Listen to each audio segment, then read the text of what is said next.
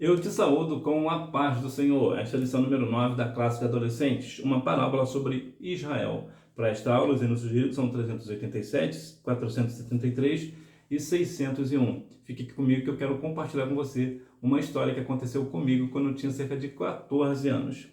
A mensagem: e a natureza gloriosa do meu Pai se revela quando vocês produzem muitos frutos e assim mostram que são meus discípulos. João capítulo 15, versículo 8. Vamos descobrir. Na aula de hoje falaremos sobre a paciência de Deus diante da improdutividade do seu povo e seu convite ao arrependimento e à mudança de comportamento. Você é uma pessoa paciente ou impaciente? Bom, eu particularmente eu sou uma pessoa um tanto quanto impaciente, né? Apesar de eu já ter melhorado muito, né? O Senhor já me moldou muitas vezes, né? Já permitiu que eu melhorasse muito, mas eu sou muito impaciente. Mas melhorei muito, já estou um pouco mais paciente e tudo. E qual é a questão dessa questão da paciência? A paciência, ela nos traz uma situação verdadeira na nossa vida. Quando podemos conquistar grandes coisas sem fazer nada, apenas tendo paciência. Certa vez um irmão, ele foi fazer uma entrevista de trabalho e o que aconteceu com ele? Ele chegou no local para fazer uma entrevista de trabalho, sentou lá na recepção e ficou juntamente com outras pessoas, outros candidatos. E à medida que o tempo foi passando uma hora, 2 horas, as pessoas começaram a desistir, perderam a paciência e foram embora. No final do dia, somente esse irmão ficou na sala de recepção. Então, quando o entrevistador abriu a porta, o chamou e o contratou. E por que ele contratou? Porque fazia parte da dinâmica da entrevista a paciência. Foi marcado um horário específico, mas era tudo premeditado pela empresa. Ela marcava um horário específico e demoraria para fazer a entrevista. Eu vou te dar um exemplo prático. Digamos que a entrevista foi marcada, por exemplo, para a pessoa chegar lá às 9 horas da manhã para fazer a entrevista, mas só seria entrevistado lá para as 4 ou 5 horas da tarde, porque isso fazia parte da dinâmica da empresa para ver quem tinha e quem não tinha paciência. Aquela pessoa que não era paciente iria embora, então ela automaticamente seria descartada.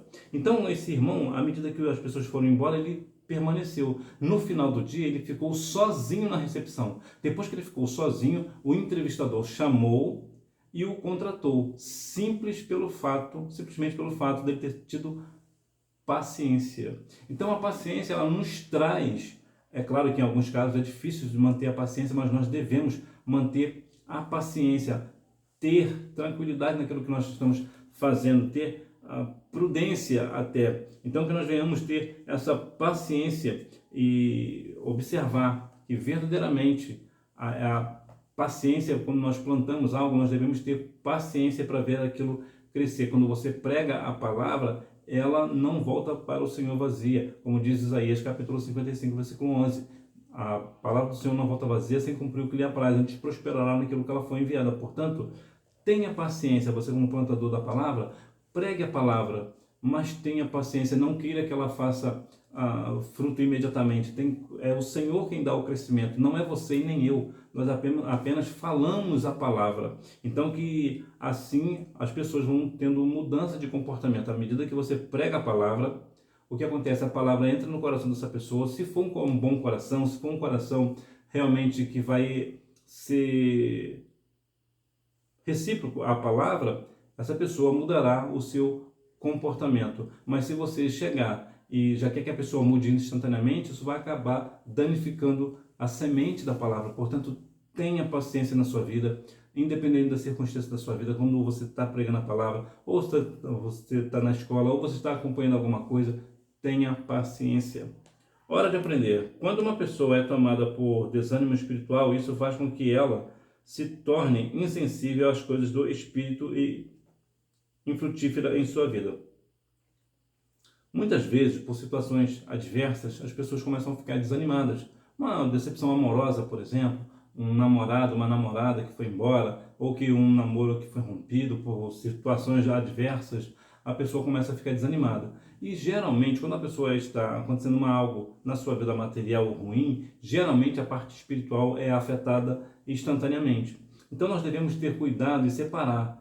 o material do espiritual. Eu sei que algumas coisas, algumas vezes acabam estando entrelaçadas, mas nós devemos ter cautela, prudência, paciência, para que quando algo na minha vida material está ruim, a minha vida espiritual não pode ser afetada por essa coisa ruim. Eu preciso manter a minha postura diante do Senhor. Para quê? Para eu ter uma vida frutífera na presença do Senhor, para que eu não venha estar insensível ao Espírito Santo. Quem está insensível ao Espírito Santo não é guiado pelo Espírito Santo. E quem não é guiado pelo Espírito Santo vai para o abismo. Então, que nós venhamos ter paciência, para que nós venhamos ter, assim, sensibilidade de estar na presença santa do Senhor. Uma advertência sobre o arrependimento. A grande questão levantada por Jesus é que precisamos fazer uma autoanálise da vida que estamos vivendo e sermos sinceros diante de Deus. Se você perguntar para qualquer pessoa da sua igreja se ela está salva, a resposta será sim, estou. E se você começar a perguntar aí por que você está salvo, ela vai começar a te dar inúmeras razões. Mas aqui nós não somos aqui julgadores de pessoas alheias, da salvação dos outros. Mas podemos nos julgar. E nós devemos fazer essa autoanálise de vez em quando. Você, porventura, já se perguntou alguma vez se realmente eu estou na presença santa do Senhor? Eu realmente sou uma pessoa salva em Cristo Jesus? E se eu sou, por que eu sou? Mas você precisa ser honesto, ser uma pessoa honesta, uma pessoa sincera diante do Senhor e diante de você mesmo. Você precisa ser uma pessoa imparcial. Ou seja, se você faz algo errado, você precisa ser honesta diante do Senhor e dizer: Senhor, isso aqui eu estou fazendo errado, eu preciso mudar isso daqui.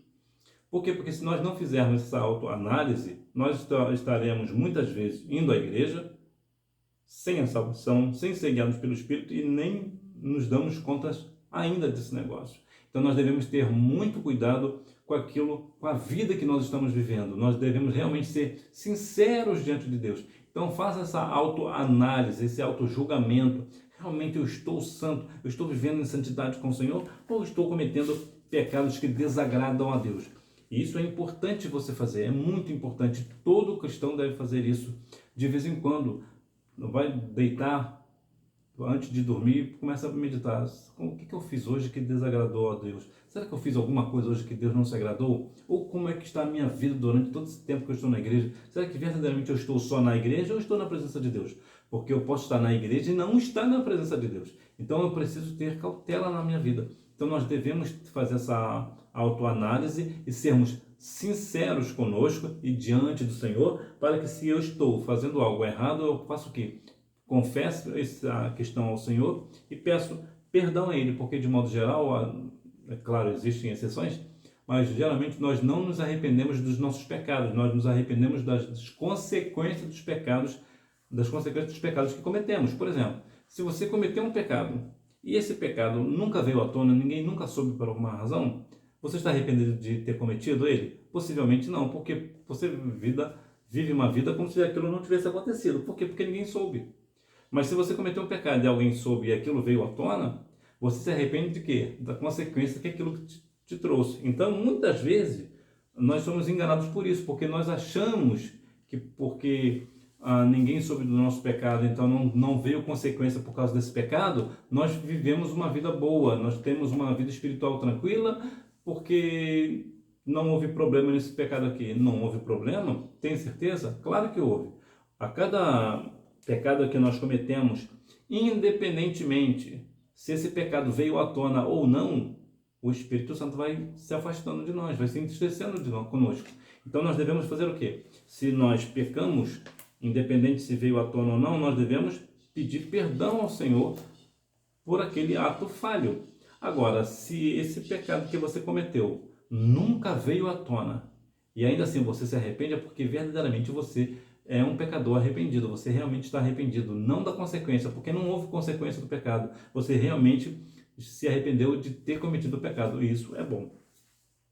Uma demonstração de paciência.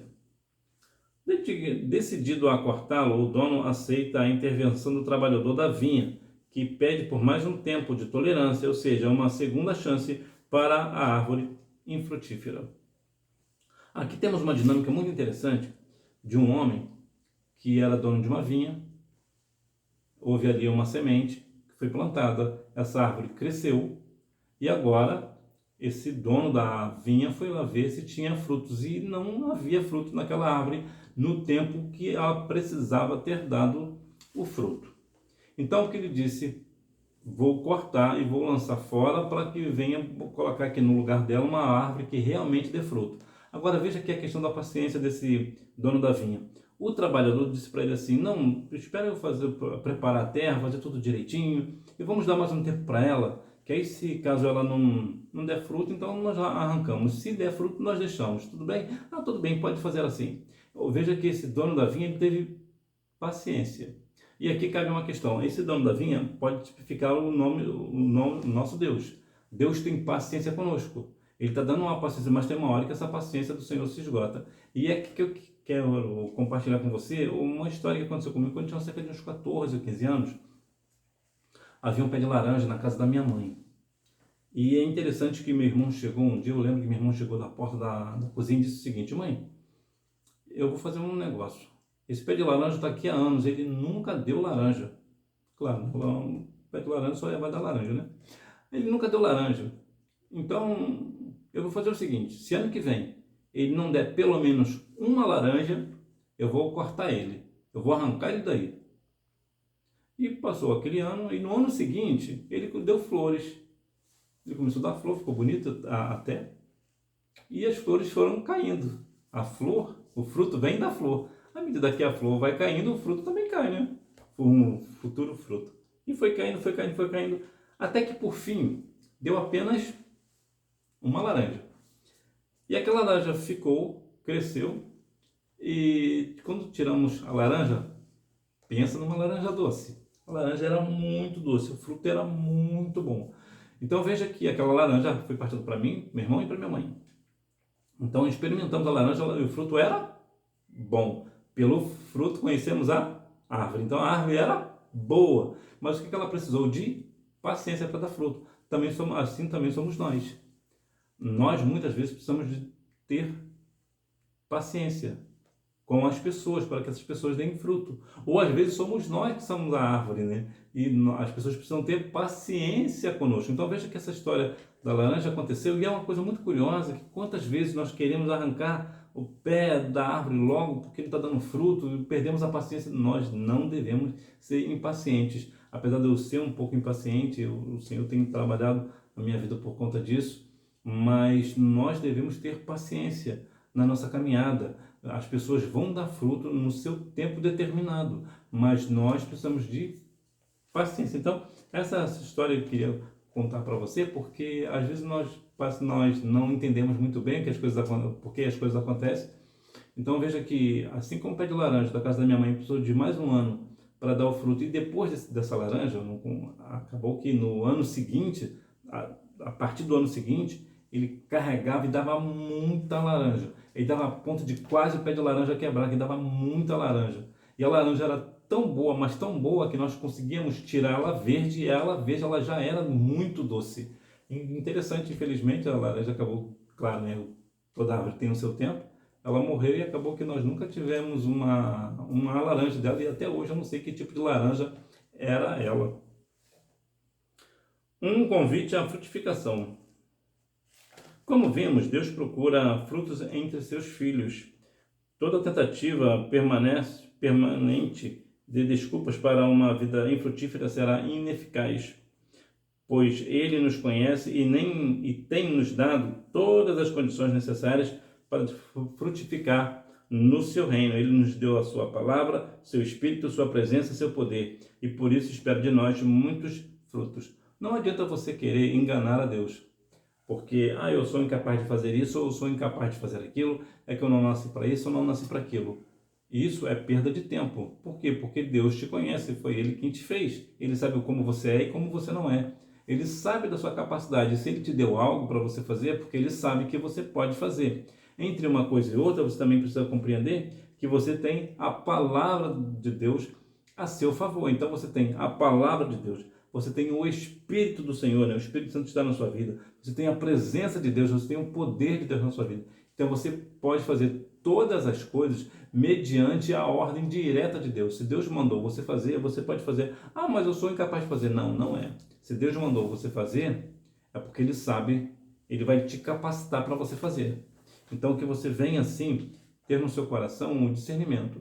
Se Deus mandou fazer, eu tenho o poder de Deus na minha vida, eu tenho a presença de Deus na minha vida, eu tenho o Espírito Santo na minha vida, eu tenho a palavra de Deus na minha vida. Então, sim, se Deus mandou eu fazer, eu vou fazer. Por quê? Porque eu tenho paciência para realmente fazer o que eu tenho que fazer. Eu sei que tem situações que demoram um pouco. Existe um dia desse eu vi um vídeo que eu achei muito curioso, de uma garotinha que estava jogando, acho que é boliche o nome, né?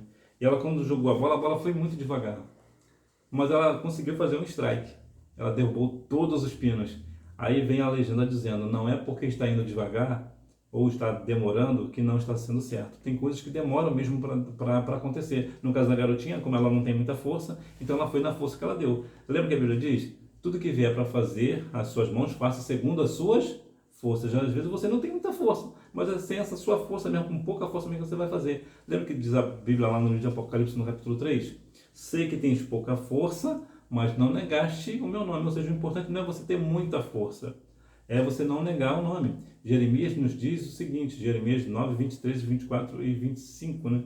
Vai falar que não se glorie o forte na sua força, nem o sábio na sua sabedoria, nem o rico na sua riqueza, mas aquele que se gloriar, glorifique-se nisso, em saber que eu sou o Senhor. Então que nós venhamos compreender que ainda que eu não tenha força, ainda que o processo está muito devagar, todo mundo faz, vou te dar um exemplo prático, todo mundo faz uma determinada situação com um dia, você está demorando uma semana, mas é o seu processo, não se preocupe com o tempo, não se preocupe com o tempo, é a tua força, é o processo que você tem que passar, o que você vai receber depois não se compara com os demais. Quantas vezes nós queremos fazer tudo apressadamente, quer correr, quer fazer tudo, quer abraçar, parece um povo, né? Quer abraçar tudo de uma vez? Não é assim. Cada um tem o seu tempo. E se Deus determinou um tempo, como diz Eclesiastes capítulo 3, tudo tem o seu tempo. Então, para que você está apressado? Tem um caso também curioso que eu vi recentemente, de uma tartaruga e um coelho. Sim, é verdade, a tartaruga ganhou de novo, porque geralmente nos desenhos animados, o coelho acaba querendo atrapalhar a tartaruga e acaba que a tartaruga sempre vence o coelho. E as pessoas sempre falam, né? Mas isso é só no desenho animado. Não, não. Na vida real também, na maioria das vezes, a tartaruga vai sempre ganhar o coelho. Por quê? Porque a tartaruga, ela só olha para frente, ela vai devagar, mas ela vai na mesma direção, ela não perde o foco. O coelho não. O coelho ele olha para tudo quanto é lado ao mesmo tempo, então ele pode ver alguma coisa e distraí-lo. E ele vai ir para outro lugar. A tartaruga não, ela só olha para frente. Ela só visa a frente. Então assim também temos que ser cada um de nós. Não é que uma coisa ou outra vai nos tirar do foco. Não vamos fazer igual a tartaruga. Vamos devagar, mas caminhando sempre para frente, na mesma direção, porque a vitória virá do mesmo jeito. Agora, se você ficar como um coelho que olha para cá, olha para um lado, olha para cá e aponta para lá e vai para lá e vai para frente, e vai para trás e vai para os lados e sobe e desce, você não tem direção. Então, o mais importante na sua vida não é velocidade. Não é velocidade, é direção. Se você tem direção certa, independente da sua velocidade, você chegará. Agora, se você não tem direção, você vai correr muito e nunca chegará a nenhum lugar. Lembra do povo lá do Egito? Ficaram lá 40 anos andando. Por quê? Estava igual coelho, estavam andando sem direção. Por quê? Porque não estavam focados. Se perderam no deserto, se perderam no caminho. Por quê? Porque não tinham uma direção, já eram desobedientes. Qualquer coisa distraía o povo. Então, uma travessia que possivelmente demoraria 3 dias, demorou 40 anos. Então, que nós não venhamos fazer como eles. Vamos andar para frente, ainda que o processo esteja demorando, eu vou devagar, vou um passo de cada vez, mas um dia eu chegarei lá. Por quê? Porque para toda espera tem um fim. Então, se você começou, é importante você dar o primeiro passo. Deu o primeiro passo, você vai seguindo, ainda que vá devagar, você certamente dará fruto. Conclusão: o nosso Deus é misericordioso com os pecadores, mas para aqueles que o rejeitam, ele não será misericordioso para sempre. Haverá um dia que serão punidos os que vivem como se ele não existisse. O Senhor, ele é misericordioso. E a misericórdia é quando uma pessoa merece um castigo e esse castigo não é aplicado. Isso é misericórdia. é não receber um castigo que é merecido, ao oposto da graça, né? A graça é um favor que a gente não merece. A misericórdia é quando nós não recebemos um castigo que merecemos. Então, o Senhor, ele é misericordioso, ele tem misericórdia de nós. Nós merecemos o castigo, mas Deus não aplica. Então, por quê? Porque nós temos um coração arrependidos diante dele. Então, que nós venhamos continuando nesse sentido, nesse propósito, porque aquelas pessoas que agem como Deus não existisse, como se Deus não existisse, um dia a paciência do Senhor se esgotará para eles, a misericórdia também, e eles padecerão a eternidade sem o Senhor por causa dos seus pecados e porque não se arrependeram. Porque a grande questão do pecado não é cometer o pecado em si, é o fato de viver na prática. As pessoas que praticam, vivem praticando, não se arrependem. Não, então, por isso, a paciência do Senhor um dia se esgota. Vamos praticar. Número 1. Ilustra que, embora Deus seja gracioso e misericordioso ao conceder tempo para o seu povo se arrepender e renovar a comunhão com Ele, a sua paciência não durará para sempre. Número 2. Porque Deus tem nos dado todas as condições necessárias para frutificar no seu reino. Ele nos deu sua palavra, seu espírito, sua presença, seu poder. Número 3. Ele nos deu a sua palavra, seu espírito, sua presença, seu poder, e por isso espera de nós muitos frutos, e jamais se contentará apenas com folhas e galhos, ou seja, com uma vida espiritual de aparência. Então que nós venhamos a cada dia mais observar como é que está a minha vida diante do Senhor. Será que realmente eu estou sendo uma árvore e estou dando fruto? Ou ainda não estou dando fruto? E se eu não estou dando fruto, por que eu ainda não estou dando fruto se eu tenho a palavra do Senhor, se eu tenho o poder de Deus, eu tenho a presença de Deus, eu tenho o Espírito de Deus na minha vida?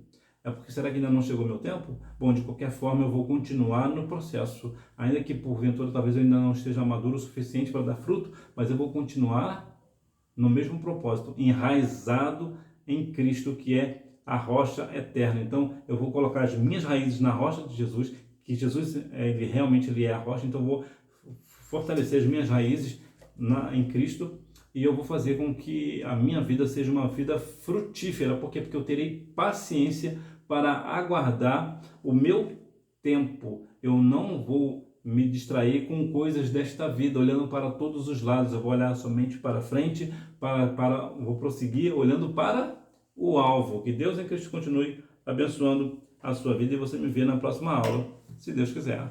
Tchau!